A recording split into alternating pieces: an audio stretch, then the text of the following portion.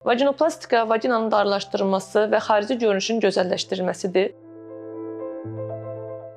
Vaginoplastika zamanı biz vaginaya tək orqan kimi baxmırıq. Onun önündə sidik hissəsi, arxasında düz bağırsaq, yuxarısında uşaqlıq var. Bəzən çoxsaylı doğuşlardan sonra sidik hissə bağırsaq və uşaqlıqda sallanma ola bilər. Ayrıca uşaqlıq boyunun uzaması ola bilər. Bəzi pasientlərdə isə biz tamamilə aralığın açıq və yırtıq olduğunu görürük. Ona görə vaginoplastika etdiyimiz zaman sidik hissənin sallanması varsa ön kalparafiya, sidik qaçırma varsa TOT ya da TVT, rektosel varsa arxa kalparafiya, uşaqlığın sallanması varsa mütləq uşaqlığın asılması əməliyyatı icra edilməlidir. Əgər aralıqda əzələ fasiyada yırtıq varsa, mütləq o yırtıq və defektlər bərpa edilməlidir. Ayrıca kiçik sinsiyyət dodaqlarında deformasiya varsa, labioplastika, klitorun sallanması varsa, hüdoplastika əməliyyatı icra edilməlidir və vaginanın sadəcə giriş hissəsi deyil, tamamilə öndən arxaya doğru bütün hissəsi daraldılmalıdır. Qeyd edim ki, bütün klinikalarda və mərkəzlərdə doğuş keyseri əməliyyatı icra edilə bilər, amma vaginoplastika dediyim kimi çox özəl bir əməliyyat olduğu üçün, sallanma olduğu üçün, yanaşı gedən problemlər olduğu üçün mütləq təcrübəli bir ekip tərəfindən icra edilməlidir.